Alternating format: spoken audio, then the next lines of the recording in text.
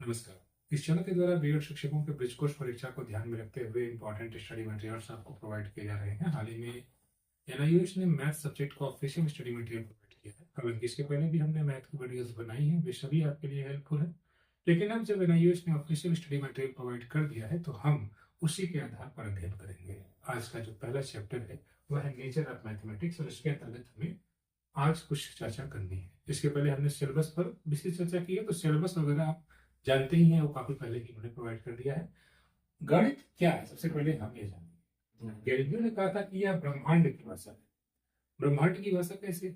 सूर्य और चंद्रमा पृथ्वी की दूरी को देखा जाए बराबर लगभग रहती है। ठीक, दिन और रात का होना लगभग बराबर समय वो फिक्स रहता है। ऐसा नहीं है कि कभी 12 घंटे का दिन होगा तो कभी 2 घंटे का दिन होगा, ऐसा नहीं होता, वो बराबर है। तो इन्होंने कहा कि ब्रह्मांड में अगर हम देखें तो ग्रहों की स्थिति को देखें, उपग्रहों को देखें, तो ये निश्चित गणितीय नियमों का पालन करते हैं। इसलिए गणित एक ब्रह्मांड की भाषा के रूप में जानी जाती है। इसके अलावा दैनिक जीवन की गणना और मापन का साधन है। अगर हम एक सब्जी बेचने वाले को भी देखें, ठीक, एक दूध बेचने वाले को भी देखें, तो ये सभी गणितीय संक्रियाओं का प्रयोग करते हैं, अपने जीवन में गणित का प्रयोग करते हैं। तो गणित किसी एक जगह निश्चित या एक जगह फिक्स होने वाली चीज नहीं है। वह हर कोई, एक छोटा बच्चा से लेकर बड़े बुजुर्ग, हर कोई गणित का प्रयोग करता है अपने दैनिक जीवन में। इसलिए हमारे दैनिक जीवन की भाषा के रूप में गणित को माना जा सकता है, मापन का एक साधन है। जैसे बच्चा अगर बिस्किट लेने जा रहा है या दूध लेने जा रहा है तो कितना ले रहा है, या बिस्किट के पैकेट में कितने बिस्किट हैं, वह इन सभी चीजों को गिनता है गणित के ही सहारे। मानव की जिज्ञासा और समस्या समाधान का परिणाम है गणित। यानी गणित में अगर देखा जाए तो जो समस्याएं हमारे सामने होती हैं उनको हम गणित के माध्यम से हल करते हैं। जैसे खेत में कितना यूरिया लगेगा, कितना खेत हमारा कितना है, कितने एकड़ है या कितने बिस्वा है, हम एक किसान के रूप में इसको गणितीय संक्रियाओं के माध्यम से समझने का प्रयास करते हैं। एक बच्चे के रूप में आप इसका प्रयोग कर सकते हैं कि बच्चा चॉकलेट खाता है या देता है तो अपने भाई को कितना देना है, मुझे उसे कितना लेना है, अपने दोस्तों में बांटता है। तो ये तमाम चीजें एक प्रकार से बच्चा गणित के माध्यम से समस्या का समाधान करता है। जैसे 10 चॉकलेट है, 5 लोग हैं तो दो दो बांट रहा है, तो समस्या को समाधान कर रहा है। भाग भाग गणित के ही अंतर्गत आता है। इसी प्रकार से गणित स्थिर ज्ञान नहीं बल्कि विकसित होता हुआ विषय है। ऐसा नहीं है कि गणित, जब बच्चा छोटा रहता है तो अब गणित पढ़ता है। हम लोग जब थोड़े से सीनियर हुए, 6, 7, 8 में गए, तो हमारे सामने बीज गणित की उदाहरण आई, रेखा गणित की उदाहरण आई। उसके बाद इंटर में आप गए तो कैलकुलस वगैरह पढ़ने लगे। तो गणित का क्षेत्र दिन प्रतिदिन बदलता जाता है, व्यापक होता जाता है। ठीक है, तो किसी ऐसा नहीं है कि फिक्स्ड नहीं है, ये विस्तृत हो रहा है, इसमें थोड़ा बहुत परिवर्तन भी होते रहते हैं। अब गणित की प्रमुख विशेषताओं को देख लीजिएगा। ये देखिएगा जो एनआईओएस का स्टडी मटेरियल उसी रिलेटेड है, बिल्कुल आपके लिए इंपॉर्टेंट है। गणित स्वयं सिद्ध है। ठीक है, गणित में कुछ सिद्ध नहीं करना, यह स्वयं में सिद्ध है। जैसे एक बिंदु है, दूसरा बिंदु है, तो दो बिंदु के बीच की न्यूनतम दूरी, यह सिद्ध है कि यह एक बीच की लाइन सेगमेंट है। यानी दो बिंदुओं के बीच की न्यूनतम दूरी के लिए हम कहते हैं ना कि उनको रेखाओं को मिला दीजिए, तो ये सिद्ध, इसी के आधार पर प्रमेय बनता है, सिद्धांत बनता है। तो ये गणित स्वयं में सिद्ध करना है, इसको हमें अलग से सिद्ध करने की जरूरत नहीं होती है। तो ये गणित की पहली विशेषता है। दूसरी विशेषता को देखें सर, गणित सामान्यीकरण करता है। यानी बच्चा देख रहा है 3 धन 2, तो 3 में 2 जोड़कर 5, यानी कि दो संख्याओं को जोड़ रहे हैं तो तीसरा 5 आ रहा है। अब देखिए 5 धन 1 बराबर 6। इसमें यह बच्चा देख रहा है कि दो संख्याओं को जोड़ने पर हमेशा जो तीसरी संख्या आ रही है वह बड़ी रहेगी इन दोनों से, यह बराबर हो सकती है। जैसे 5 में अगर 0 जोड़ेंगे तो 5 होगा। तो बच्चा इसको समझ जाता है, सामान्यीकरण करता है कि दो संख्याओं का जोड़ हमेशा तीसरी संख्या जो होती है वो हमेशा इससे बड़ी होती है या बराबर होती है।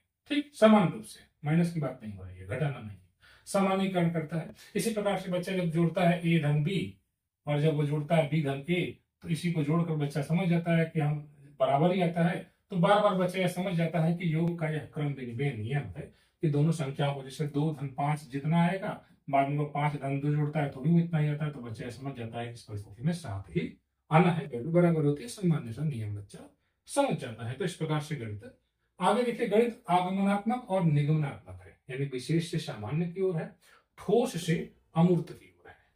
जब बच्चे को आप गेंद दिखाएंगे तो बच्चा गेंद के सहारे बाद में गोला के कंसेप्ट को समझेगा। आपने बच्चे को बेलन दिखाया या खिड़की दिखाया और खिड़की के सहारे बच्चे ने आयत समझने का प्रयास किया। आपने जमीन की टाइल्स दिखाई और बच्चे को टाइल्स के सहारे, बच्चा टाइल्स को देख रहा है, सभी भुजाएं उसकी बराबर हैं, तो बच्चे को आपने उसके सहारे वर्ग की अवधारणा को सिखाया। ठीक है, तो बच्चा पहले चीजों को देखता है और उसके बाद फिर वह अमूर्त की ओर हो जाता है। ठीक है, तो ये आपका हो गया ठोस से अमूर्त की ओर। आगे है निगमनात्मक, यानी नियम से परिणाम निकालना। ठीक है, यानी कि जैसे मान लीजिए कि एक नियम है, बच्चे को एरिया निकालना है वर्ग का, तो आप फार्मूला बता देते हैं साइड इंटू साइड, तो बच्चा ये जानता है कि साइड इंटू साइड है, तो अब उसको पता है कि 5 सेंटीमीटर अगर किसी वर्ग की भुजा है तो उसका फार्मूला निकालेगा 5 × 5 तो 25 तुरंत बता देगा। ठीक है, तो इस प्रकार से बच्चा नियम से परिणाम निकालता है, तो इसका मतलब यह निगमनात्मक है। ठीक, इस प्रकार से आप कह सकते हैं गणित आगमनात्मक और निगमनात्मक भी है। ठीक है, अगला पॉइंट देख लीजिए। आगे है गणित एक गतिशील विषय है, यानी इसमें समय समय पर सुधार होते रहे हैं, संशोधन होते रहते हैं।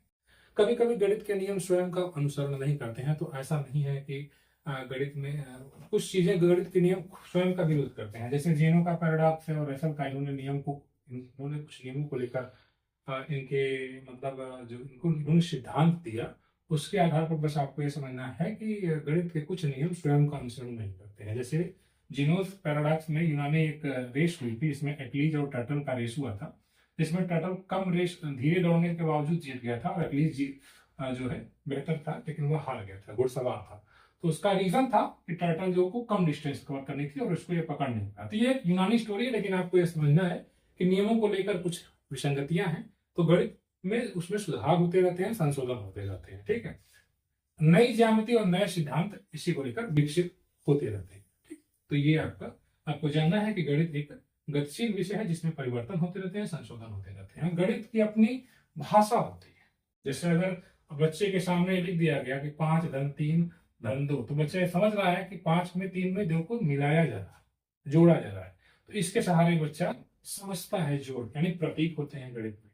चिन्हों को बच्चा समझता है। अगर ये लिख दिया गया कि 12, फिर इस पर लिख दिया गया 18, तो बच्चा इसको समझेगा कि 18 12 से बड़ा है। यहां हमने लिखा नहीं है कि 18 12 से बड़ा है, लेकिन इस चिन्ह के सहारे बच्चा समझ लिया कि 12 से बड़ा है 18, 18 इज ग्रेटर देन 12। इसी प्रकार से सूत्र होते हैं और समीकरण होते हैं। ठीक है, अब आपने किसी सूत्र को समझा, यानी a + b का होल स्क्वायर अगर आप समझ गए इसको कि अच्छा ठीक है ये इसका सूत्र है, और इसके आधार पर आप सवालों को लगाते हैं। ठीक, बच्चे इसी प्रकार सवालों को हल करते हैं। तो गणित में अपनी एक भाषा है। ठीक, जैसे अगर 54 लिखा हुआ है तो स्क्वायर लिखा हुआ है, तो आप इसको जान रहे हैं कि अच्छा ठीक है नियम है, और 4 × 4 का होल स्क्वायर, इसके आधार पर हम इसको लगा देंगे। आप इसको समझ रहे हैं ना कि क्या करना है। आपको यहाँ लिखना नहीं है कि 54 का 2 बार नहीं करना है, आप समझ रहे हैं, स्क्वायर लग गया, समझ रहे हैं। ठीक, और ये सटीक होती है, इसमें कोई डाउट कोई दुविधा नहीं होता है। गणित की अपनी स्पष्ट भाषा है, इधर सटीक। तो आप जैसे आप कह रहे हैं कि 2 का वर्ग, तो 2 का वर्ग 4 ही आएगा, इसमें कोई संदेह नहीं। 3 का क्यूब, तो 3 × 3 × 3 27 ही आएगा। ठीक, गणित एक रचनात्मक विषय है, कई तरीकों से हल निकाले जा सकते हैं। गणित के सवालों को लगाते समय बच्चों को आपने देखा होगा, जैसे जोड़ ही बच्चा पढ़ रहा है, तो जोड़ लगाने के लिए बच्चा कई तरीकों का प्रयोग कर सकता है। तो ऐसा नहीं सिर्फ एक ही तरीके से लगाए। ठीक है, 5 है तो बच्चा 5 अंगली गिनेगा, फिर 3 अंगली गिनेगा, या बच्चा पाई खींच कर गिरा 1 2 3 4 5 और फिर 3 पाई खींच दे रहा है 8। ठीक, तो इस प्रकार से बच्चे लगाते हैं, कई तरीकों से सूत्रों को सवालों को लगाया जा सकता है। इसलिए यह नहीं कहा जा सकता कि गणित में सिर्फ एक ही तरीके से लगाया। गणित में कई तरीकों से हम सवालों को लगाते हैं। इसके अलावा कला, विज्ञान, वास्तुकला में भी, हम जब 10वीं में पढ़ते थे तो कला में भी गणित आता था, चित्रकला में भी। तो जिसका कला बनाने का मन नहीं होता था, वह गणित के सवालों को हल करके नंबर प्राप्त कर लेता था। तो ऐसा नहीं है कि गणित सिर्फ एक ही जगह है। गणित का विज्ञान में जब हम फिजिक्स पढ़ते हैं या अन्य गणित विज्ञान में पढ़ते हैं, विज्ञान फिजिक्स की मतलब प्रारंभिक अवस्था में बच्चा जब 4 में 5 में रहता है, 6 में रहता है, विज्ञान पढ़ता है, तो उसमें भी गणितीय संक्रियाओं का प्रयोग होता है। वास्तुकला में भी इसका उपयोग किया जाता है। भवनों के निर्माण में भी मिस्त्री उसका प्रयोग करता है कि यहाँ कितना स्क्वायर फुट रहेगा, जमीन कितना बनाना है, तो हर जगह गणित का प्रयोग होता है। इस प्रकार से हम कह सकते हैं कि गणित एक रचनात्मक विषय है। इस प्रकार से आपने इस वीडियो में गणित की प्रकृति को जाना है। अगली वीडियो में हम इसी अध्याय से अगले हिस्से को कवर करेंगे। ब्रिज कोर्स की तैयारी के लिए अब इस चैनल को सब्सक्राइब करें। धन्यवाद।